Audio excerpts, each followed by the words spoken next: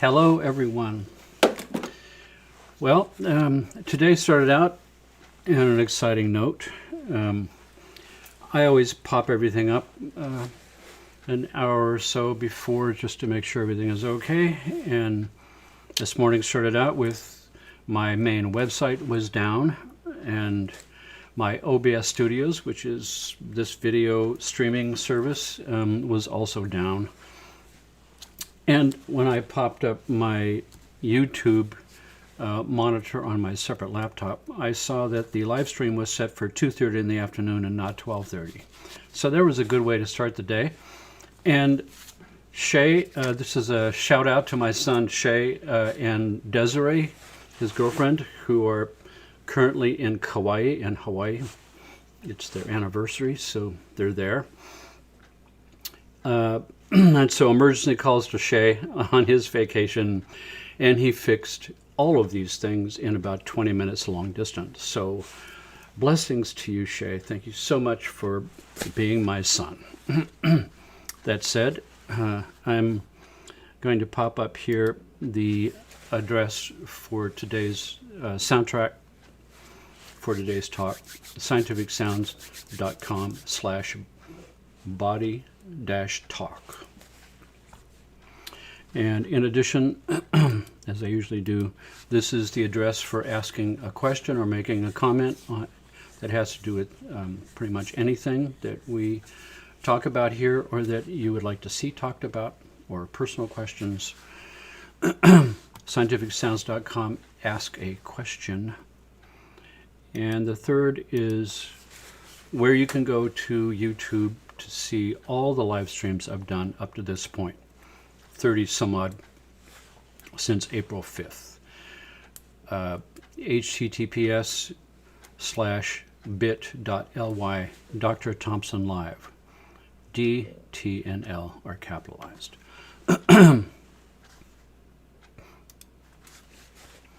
So we're talking today about applied kinesiology. Many of you have probably had experiences with applied kinesiology, and some of you, I know, practice it yourselves. Some people have heard of it and have heard that it's a bunch of malarkey. There are believers and non-believers out there. And like anything else in human enterprise, there's an art to the practice of applied kinesiology, which tends to be why it's used more by holistic practitioners than medical practitioners. Standard straight medical practitioners think it's malarkey. But part of that is the culture of modern medicine, which is attempting more and more and more to create cookbook medicine, where there are standard protocols that everyone has to follow in a set order. And no one can really be creative within that. It's standard protocols. And those protocols are all moving more and more and more into the machine, computer, high-tech, imaging, robot realm, and less and less into the touching and feeling and hands-on realm. It's a rare event that doctors touch their patients anymore, except with a scalpel or with a needle. So the holistic realm is about as opposite of that as possible. There is tremendous benefit for healing in the sense of touch. Vibration sense and touch is part of that whole mechanism that I've talked about before. The skin sensors into the posterior spinal cord through the brainstem into the brain carries touch sensation, which is a portion of vibration sense. Touch is a vibration. And then there's energy work, where I don't necessarily touch you with my physical hand, I touch you with my energy field. So here with the techniques that I've developed with sound, I'm delivering those sound waves right into that touch vibration sense system. and touching every cell of your body with resonance, vibrational resonance that's tuned to your system. But in my years of practice, I've been in practice for 40 years, I spent decades as a holistic physician chiropractor, assembling a number of different types of techniques, all agglomerated together, different chiropractic forms, kind of sort of non-force chiropractic forms, cranial sacral therapy, biomagnetic therapy, various acupuncture systems using magnets and lasers, biomagnetic therapy, nutritional therapy, a number of these holistic techniques under one umbrella of my chiropractic license. And in the context of that is where I developed sound as a healing tool as well, added into that mix. And the sound healing tool began to very obviously turn out to be more powerful than all of the other techniques I was doing combined. And eventually, after 8 years, I sold that practice, which by that time was very successful. I sold that practice, sold my house in Virginia, and moved to California to do the sound work full-time. But I continue with my patients that I see personally to do the whole mix. I hook up to the heart rate variability, look at your autonomic nervous system, find the frequency that balances it, and then do an examination of all your body systems and still work on fixing as many as I can and have those two different systems work together. And the full body work that I do, I call that a holistic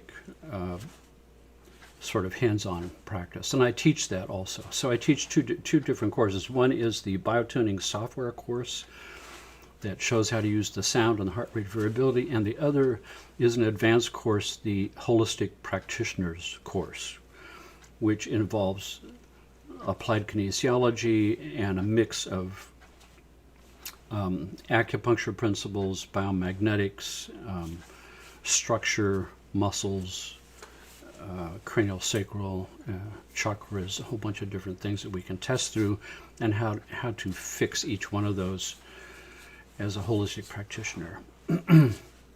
And it's based on applied kinesiology, which I'll be covering today.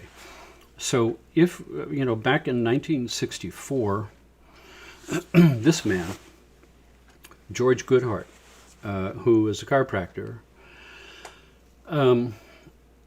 made a discovery by testing a patient who had a weak muscle and found himself able to make that muscle strong by rubbing on some very specific points called neurolymphatic points.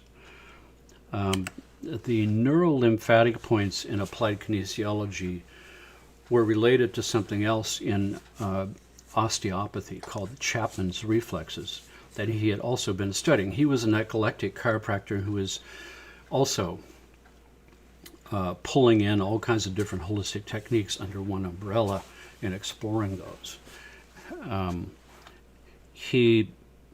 The result of that was the development of something called applied kinesiology, or AK.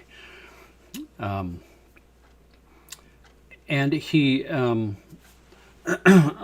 sort of combined a whole series of things together as AK, applied kinesiology, began to develop over time, that incorporated all kinds of different things, acupuncture and certain portions of osteopathy and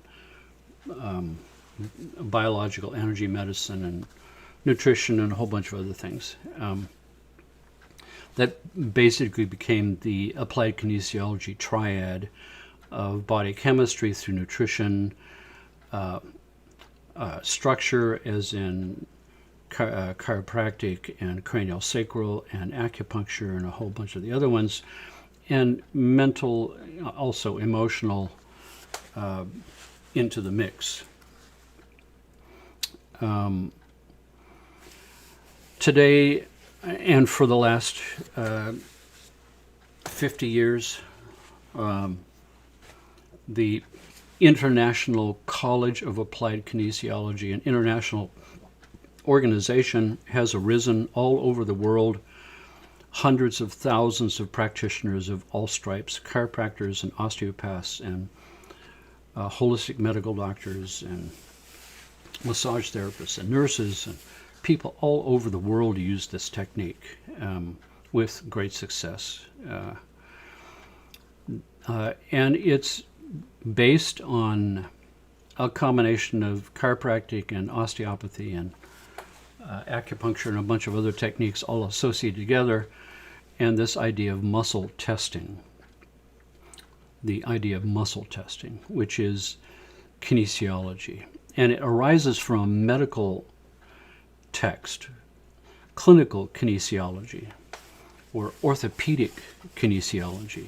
So in the beginning, there is this orthopedic kinesiology, a medical practice, which is based on the study of the motion of my muscles and how they're attached across joints. So basically, I've got all these joints in my body, and I want, say, my arm to move with this joint.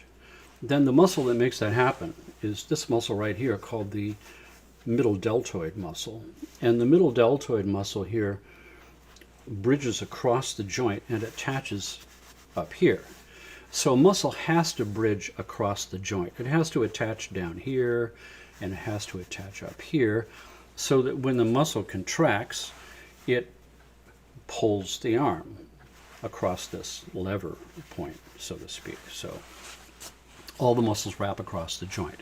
And all the muscles in the body wrap across a joint in a very specific plane that allows it to do its particular specific job.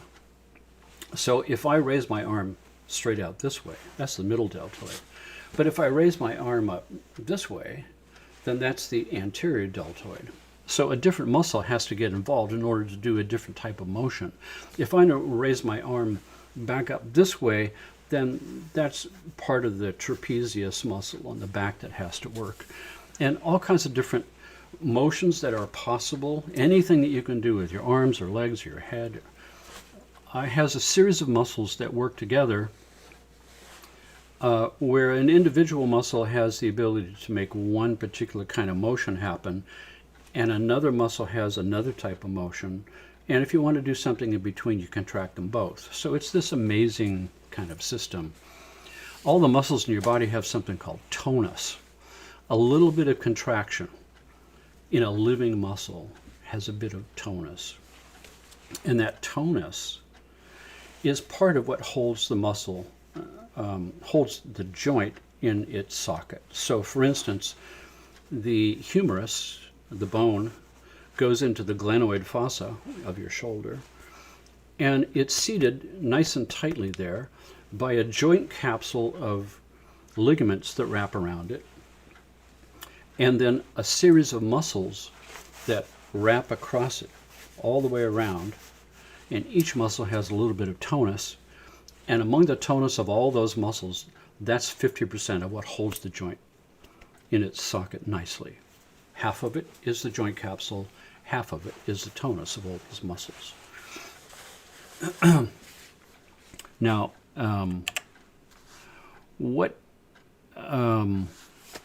so here's this applied kinesiology medical text. This is the chiropractic text for applied kinesiology. So the difference between those two is in the medical system, it's an evaluation system for injury. So if I'm in a big car accident and I hurt myself and I can't raise my arm, then we're going to do some pictures to see if there's anything broken or weird. And if there's nothing broken or weird, then it's going to be basically rehab.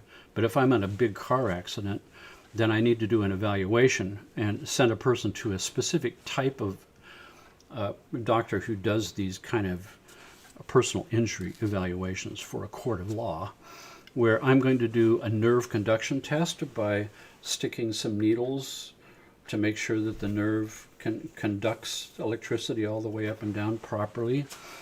Looking for nerve damage, which may be why I can't raise my arm, because there's nerve damage that supplies the muscle, so the muscle can't work.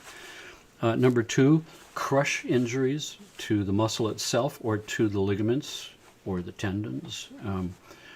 That is a certain type of damage. An orthopedic test, which is range of motions to see if anything's stuck or can't move in a normal range.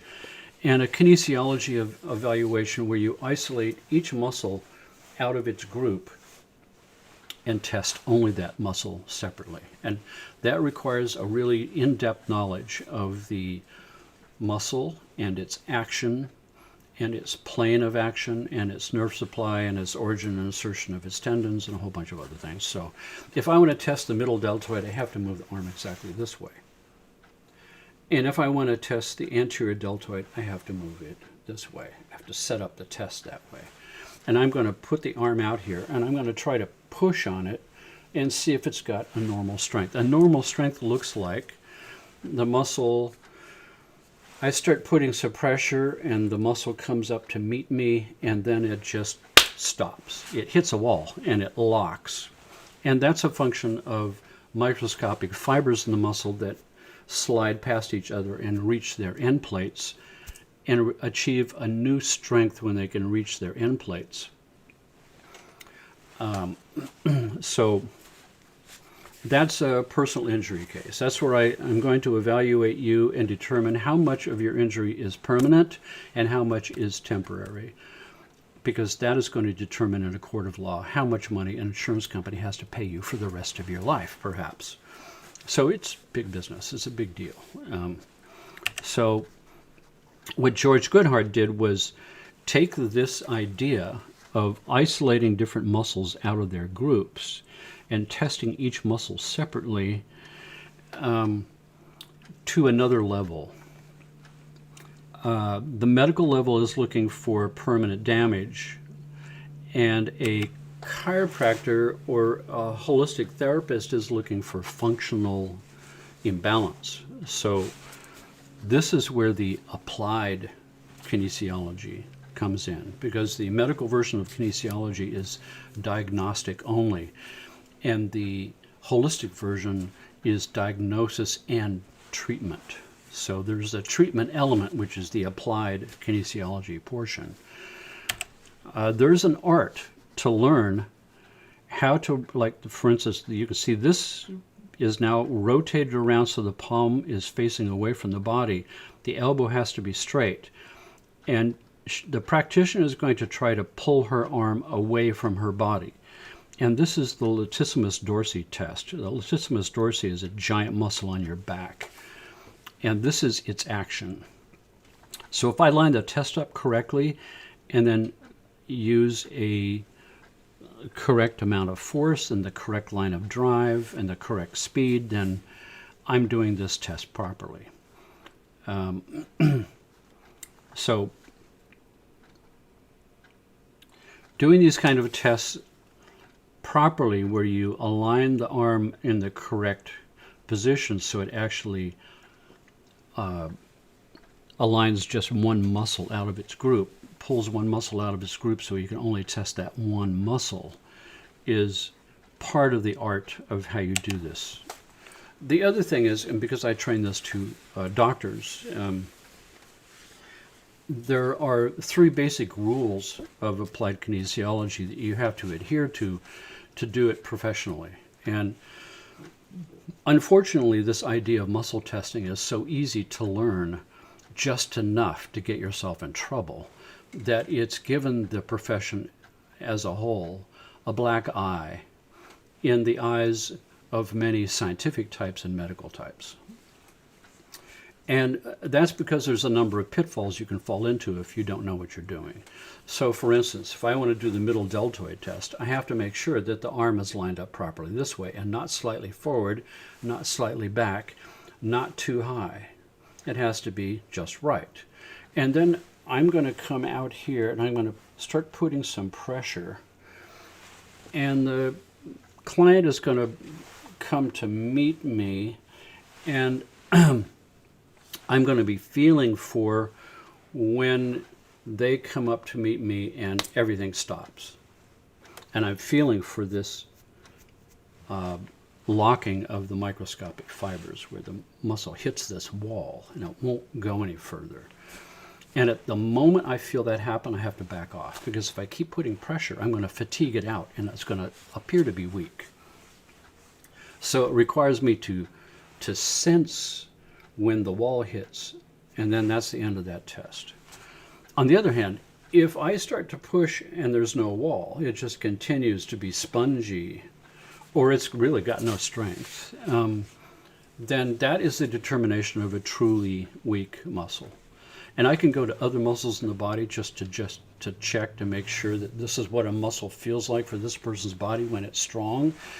And here's another muscle in that same body that really does not have that at all. That's a weak muscle.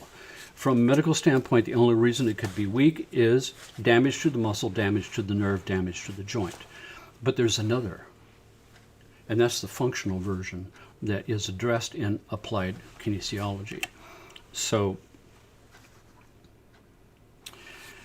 this is a page from my manual on how you line up to do a handful of very specific tests. Each one of these different kinds of muscles is isolated a very specific way in order to do that kind of test. And each muscle has a point that governs that muscle. It's like a circuit breaker point called the neurolymphatic point. And the neurolymphatic points were the ones that came from the Chapman reflexes, the endocrine interpretation of Chapman's reflexes. And this was an osteopathic technique that had all these different points on the body associated with organs. So you can see all these different points are associated with organs. And George Goodhart took this information that he was familiar with, and he tapped that into the acupuncture meridian system, which linked up every organ and gland in your body associated with a meridian. So we have these acupuncture meridians, the heart meridian and the large intestine meridian, the small intestine meridian, and the liver meridian and the kidney meridian. So there's obviously an organ and a gland associated with each meridian. When he could see these points associated with organs, he immediately had a meridian that went with each of these Chapman reflex points. So that was one of his innovations, was to take the standard Chapman reflex points, and which are associated with organs, and link those two meridians. And now he had this whole system that was beginning to arise. And he called these points, he renamed them from Chapman's reflexes. He named them neurolymphatic points. Let me see, do I have that? Neurolymphatic points, which was a neurological lymphatic node connection. These nodes in the lymphatic system. And the lymphatic system pretty much connects everything together. In my explorations of all of this, it appears that there is an electromagnetic component of each of these points. So if I test this muscle and it's weak, has no strength, I can go to the Chapman reflex point, which has been renamed as the neurolymphatic point. I can go to the neurolymphatic control point for this muscle on a specific meridian, and I can rub it for a few seconds and reset it. And once it's reset, it's like resetting a circuit breaker in your circuit breaker box for your house. Circuit breaker blows and you go and you flip the switch and electricity comes back on. That's what this is like. Muscle's weak, its circuit breaker point, the neurolymphatic point, is tripped. And you go to that specific point and you rub it out and it resets it. And now that muscle that was weak a second ago is now rock hard strong. It's quite mind-blowing when you first learn how to do this, or if you see it done on you as a patient. It's pretty amazing. I come in and my shoulder hurts and nobody can fix it, and I can't raise it, and then the doctor tests all these muscles in different ranges, and I find out that this one's weak. I didn't know it was weak. That's a surprise to me. And then he goes to some point in my back and rubs it in a couple of seconds, and next thing I know, it's rock hard strong, and I've got motion, and it doesn't hurt anymore.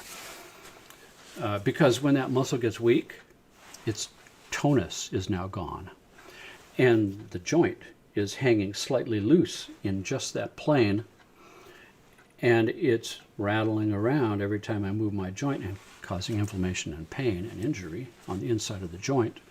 And the other muscles that wrap around the joint are getting recruited by the body to try to hold the joint together. So those muscles are getting hyper, and they're yanking on their tendons all the time, and those tendons begin to get inflammation. And so a lot of the pain I'm feeling is inflammation from the recruited muscle groups that are hyper tight, pulling on their tendons, and the joint rattling around because this one muscle is offline because its circuit breaker is blown. And when I go back and I fix that circuit breaker and this muscle comes back online, the joint sucks back up, no more injury rattling around here. The recruited muscles can all now let go. The body turns them all off. So all of the inflammation in those tendons goes away. And the whole thing is now stable, and it has to be stable before the healing program begins. Because as long as it's unstable with this weak muscle, it's in injury phase. Every time I move it, it's getting injured. And every time I move it and contract the muscles, I'm contracting the associated recruited muscles and yanking their tendons more and making the situation worse. This is the reason why when the medical doctor takes a picture of my shoulder, never touches me, takes a picture, and there's nothing weird in there, there's no tumors, there's no fractures, there's no bone spurs, then he sends you off to a physical therapist who will give you exercises to do. And the exercises, of course, are going to make this worse because it's not weak because it's under-exercised. It's weak because its circuit breaker is blown and the other muscles are hyper-recruited. So when I do exercise programs, I just ramp up the tension on those tendons of the recruited muscle groups and make it all worse. So that's usually when I see them. They've been to physical therapists, they've been to this, they've been to that. Nothing's helping. I test all the muscles out of their groups, and sure enough, there's one or two blown. I go to the circuit breakers, fix those, and everything is now set up, and they can usually get up with a lot more range of motion and less pain. And then it's just a matter of the normal rehab period that it takes to heal soft tissue injuries. So these pictures are from my manual. Let me just show you here. This is my workshop manual for my holistic health practitioners course. The one I talked about that has. So there's tons of stuff in here. All kinds of diagrams and plans and different types of tests. All depend on this idea of muscle testing to make them happen. So now that we look at these acupuncture charts in a different way, we see that here's the circulation sex meridian, and it runs this way. And this arrow is the direction of chi flow. And there's these various points. And then here is something called the alarm point. This is the master test point for this meridian. And every meridian has this master test point called an alarm point, and those are all on the front of the body. And then they have a secondary test point called the associated point, and all of those are on the back. This is like a circuit breaker box in your basement, except a set of switches for living room and bathroom and kitchen. It's got a switch for liver and kidney and such meridian. And it's not just one switch. It's one big master switch with 30 or 20 or 30 minor switches, and each of the minor switches is an acupuncture point. And in the acupuncture system, these points are areas of possible lowered skin resistance to electrical flow, but normally they're all closed off. They are not conductive to electricity unless something happens that the meridian is deficient and it needs to have extra energy, electromagnetic energy in the meridian. It'll begin to drop the skin resistance of selected points to draw more energy in. Somehow the Chinese figured this one out 4,000 years ago by sticking a needle into one of these points. The needle is a highly conductive metal, gold, silver, now it's stainless steel. And when it pierces through the insulation layer of the skin and it goes down into the conductive layer, it's acting like a television antenna that's focusing electromagnetic energy down into that needle, into the conductive layers underneath that connect to the meridian. It's a way of focusing more energy into the meridian. You can also attach electrodes to that with a battery and drive more ions in for faster treatment. You can also use a laser. You can excite it with photons. I use little magnets. I have these ceramic earth alloy magnets made specifically for me. I have to order 10,000 sheets at a time so that the polarity is aligned properly.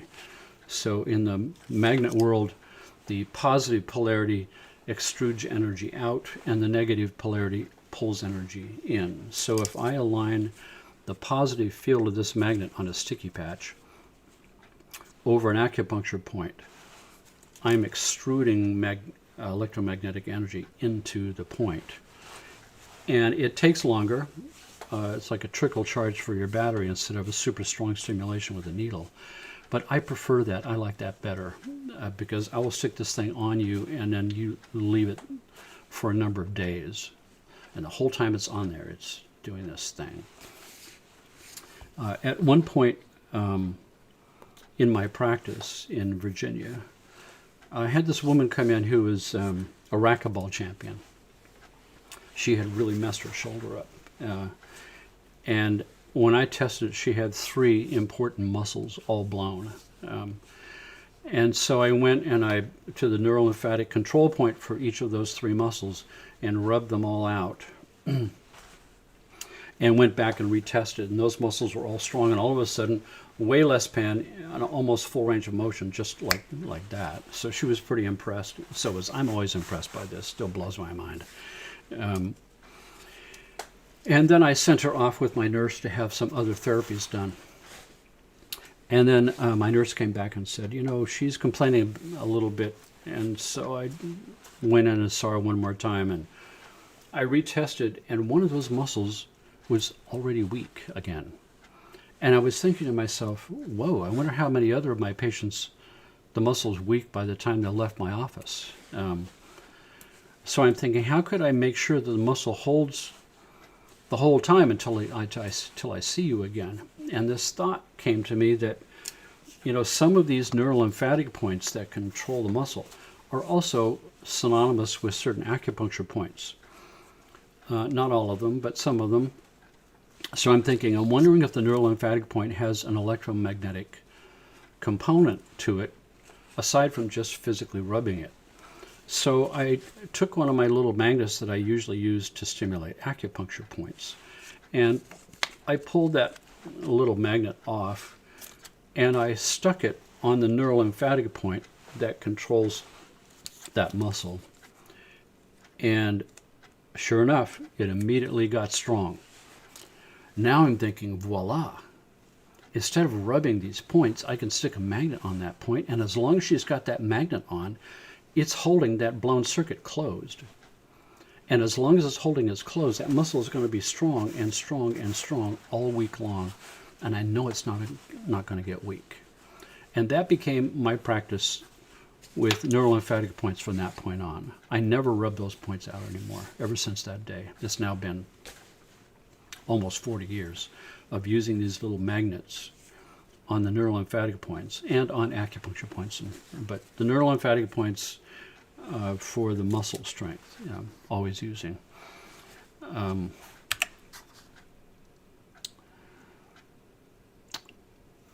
There are exotic ways that the chi flows through the meridians, and perhaps I will cover this in another live stream. I think I'll probably have to spend a few live streams on all of this.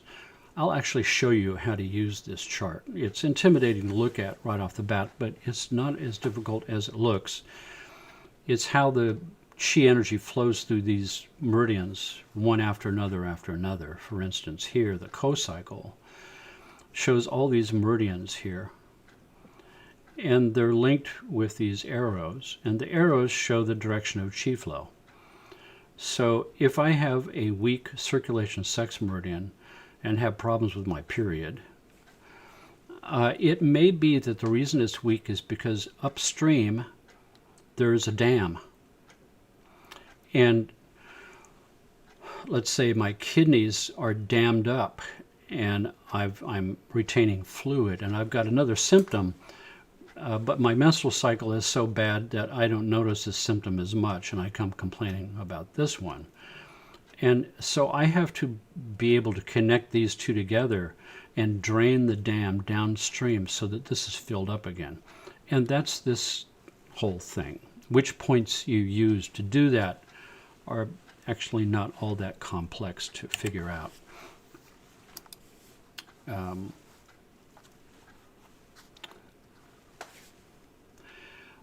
This thing with the muscle getting weak in applied kinesiology.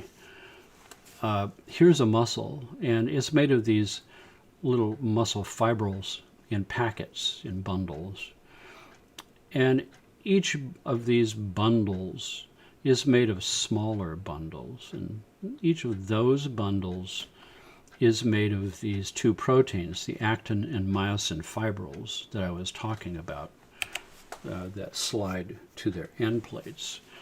And that's what this is right here, is the actin myosin fibrils that are sliding past each other until they're bottomed out and closed. So open and closed. And when they're able to close and reach their end plates, the muscle as a whole has this locking ability. So it turns out that one thing that George Goodhart discovered in the applied kinesiology version is that if I find a weak muscle, that's one thing. I can fix it by going to the neurolymphatic point. But what if I find a muscle that's got good strength? And then I test a part of your body and watch this strong muscle then get weak. That's a backwards kind of thing. One of them is a weak muscle in the clear that has no strength, that I do something to fix that.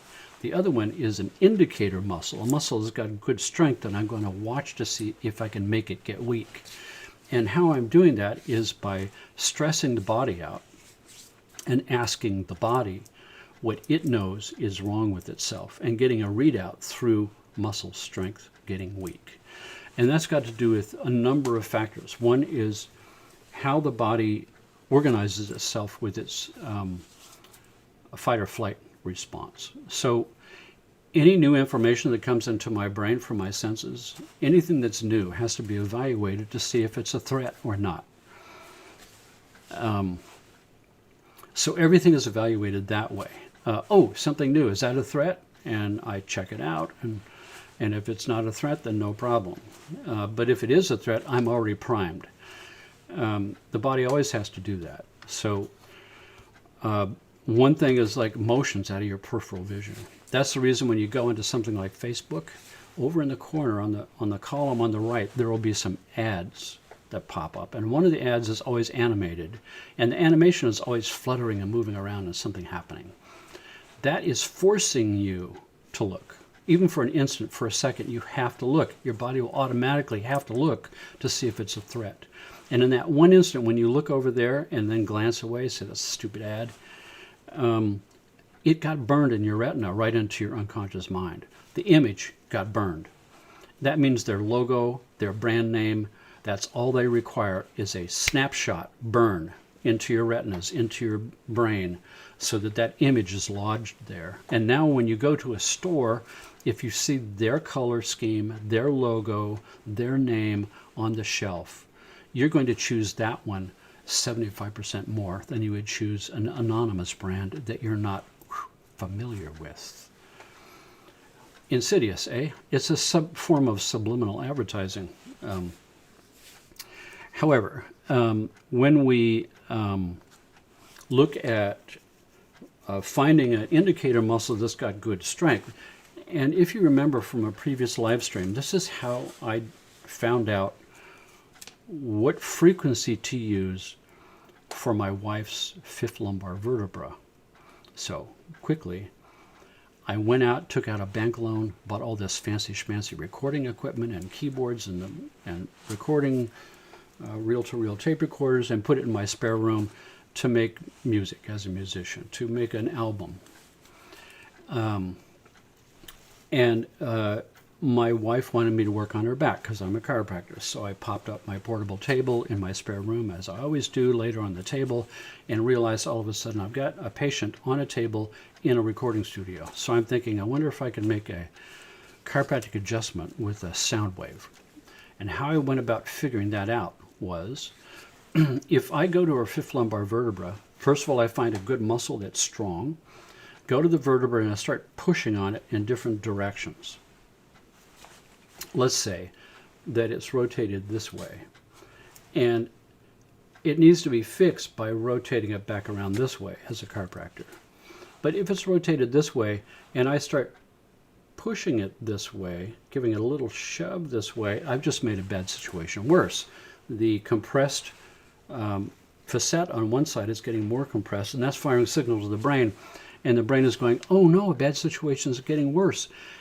This is a threat. So the body arises its defense mechanisms, and it's now two things happen. One, it's important for my brain to focus all of its attention on this possible threat at the fifth lumbar zone.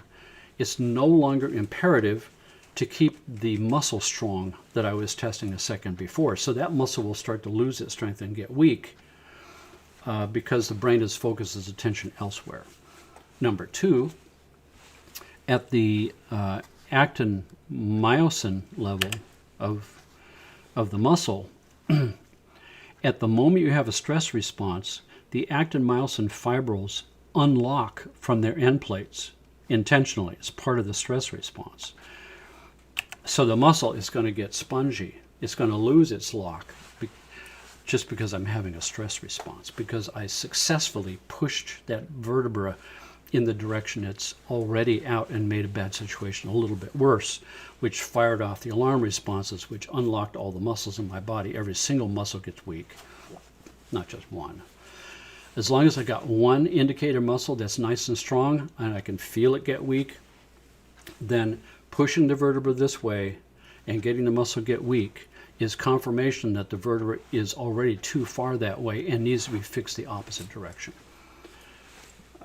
So in this case, what I did was put pressure on the vertebra, saw the muscle get weak, and put a weight on one of the keys of my keyboards and played a tone, say middle C. And then went back and retested the muscle, still weak. Played C sharp, still weak. Played D, it's a little stronger. Played D sharp, weak. Went back to D and started micro-tuning, because on these keyboards you can tune between any notes by 100 steps with the digital readout. So I can make D plus 1 cent sharp, 2 cents sharp, 3 cents, 4 cents, 5 cents, 10 cents, 15 cents. And as I'm hitting the button and micro-tuning it higher and higher and higher, I can feel the muscles getting stronger and stronger and stronger until it's 100% locked in at a certain frequency. And now I've got a frequency accurate to a couple of decimal points, and put a speaker on her back and played it for a few minutes. And when it was done, the vertebra had been adjusted with the sound wave. And that was the biggest revelation, one of the biggest revelations of my life. There's been a number, but that one that one changed everything for me, because it was at that moment that all of this that I'm doing now was born. The idea of the ultimate low force technique, resonating a vertebra with a sound wave, resonating cranial bones with sound waves for cranial sacral work, resonating organs with their fundamental frequency to normalize their function, which I could confirm on blood test. You come in with liver enzymes that are not right, and I can use sound waves tuned with muscle testing to your liver, stress your liver out, get a weak muscle, play different frequencies until the weak muscle gets strong, even with the stress. So it means that I'm stressing the fifth lumbar, for instance, get a weak muscle. While it's being stressed, I'm playing tones until the correct tone neutralizes the weak muscle, even with it being stressed. And the only thing that will do that is to give the body what it needs to fix it at the same time you're stressing it out. I'm stressing it, the body's going, oh no, and then I play a tone that fixes that, and the body goes, oh, I don't have to be worried anymore because I've got what I need to fix it. So I can go back to non-stress mode. The ramifications of this are immense and gigantic, because the brain has no keyboard. It's voice activated. It's pictorial diagram activated. So in reality, all I really need to do is to show you a nice anatomical drawing of the spine and point to the fifth lumbar vertebra and have you look at it. In order for you to understand what you're looking at, it lights up diagrams in your brain. Your brain goes, oh, I know what that is because I've got one, and I grew it out of 2 cells myself, so I've got the blueprints. I know what that means. But when I call it up on my display board, the fifth lumbar, by looking at the picture, the fifth lumbar has got a red flag flashing next to it because it's out of alignment and has a problem. So all of a sudden, this is an intruder alert, and the body has an alarm response by looking at the picture of the fifth lumbar, which refers back to a problem I actually do have in my fifth lumbar. And that means that we could do the same thing with pictures of organs. I can say, look right here, and the muscle gets weak. Play a tone until the muscle gets strong while you're still looking. Liver, stomach, duodenum, pancreas, large intestine.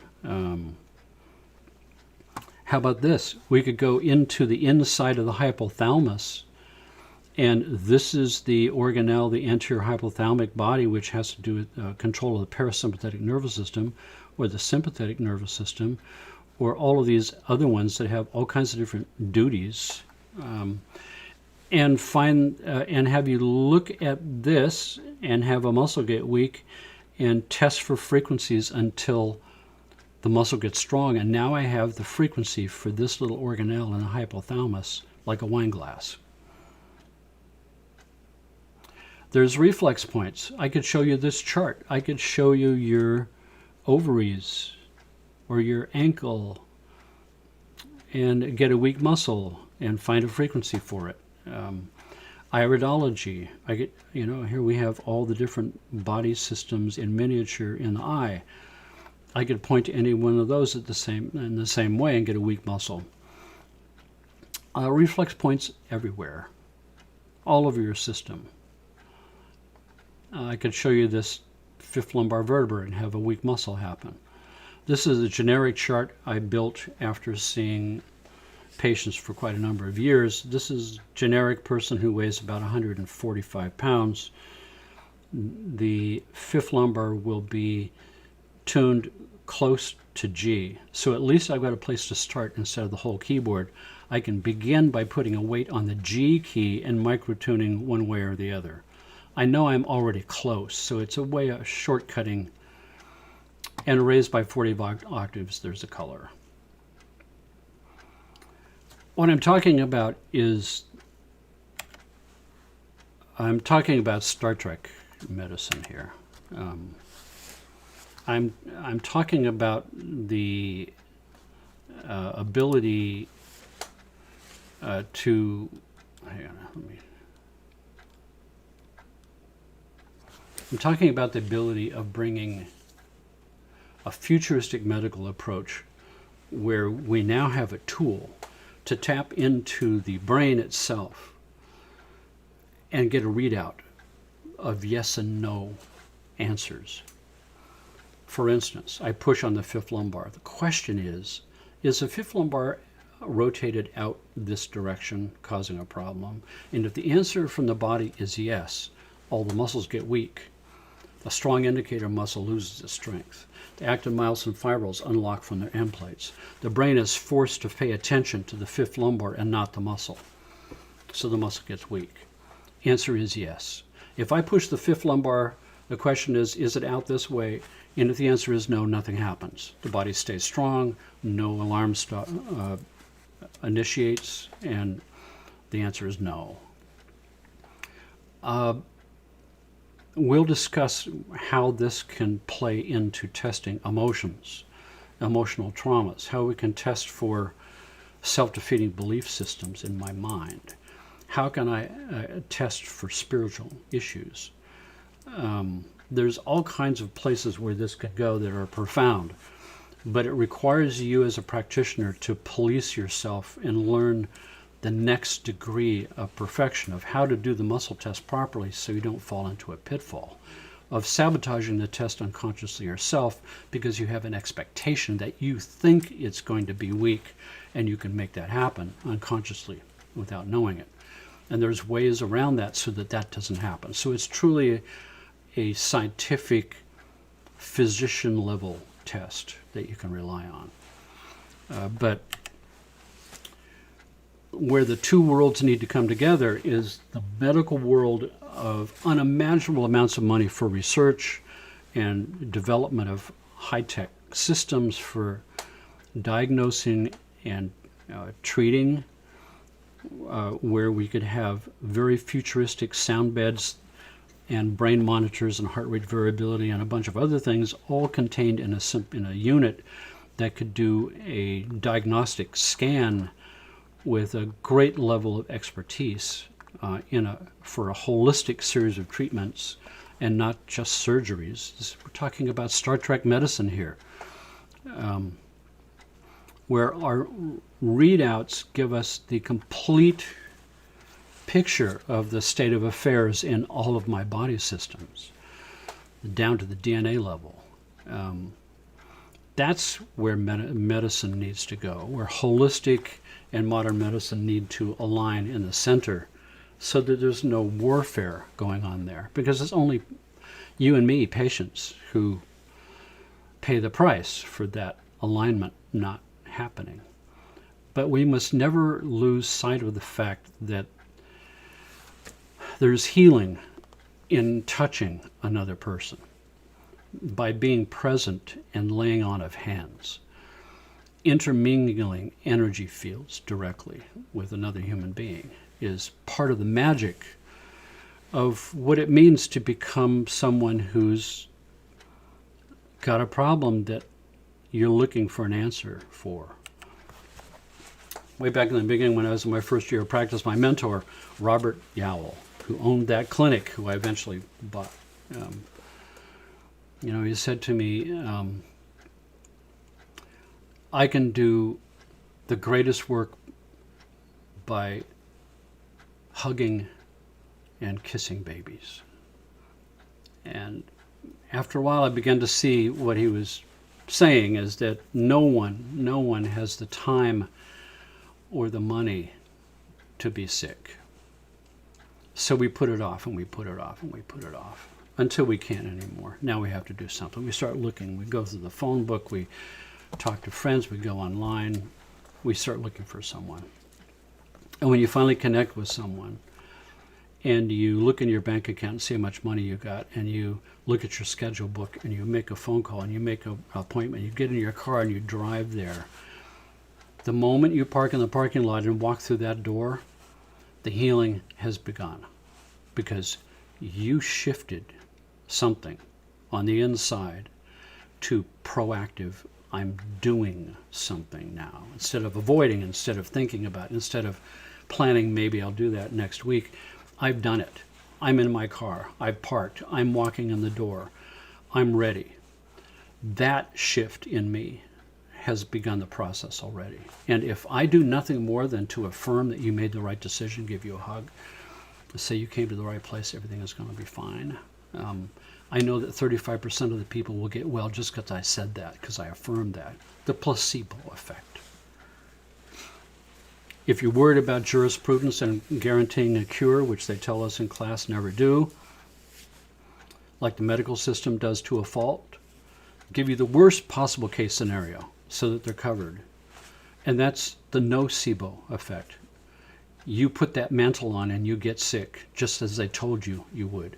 Oh, this could be cancer. Then I make it be cancer because the doctor said so. It's a very difficult place to be, to use all the tools at your disposal, that you know that you can help an additional 35% of the people who come in just by telling them they made the right decision by coming here. The healing has already started. And it's important for the energy of touch, the energy of energy exchange and mingling to take place as part of this mix. So today, this soundtrack is a little longer, 21 minutes. And be prepared for what it's doing. This time, there's a lot of work being done inside these various organelles in the hypothalamus and various structures in the brain. The pineal, various organelles in the hypothalamus, the pituitary, different areas of tracts in the brain. You'll feel a lot of activity happening here, moving up, moving around in your brain. So this is and it's also the 180 degrees out of phase, so it creates the no mind state. And so surrender to where this is taking you and know that it's going to be a little strange. Aren't they all? So the touch is important. Always make sure that the touch is part of this. It's part of this. Yeah, let's put our headphones on and close your eyes. And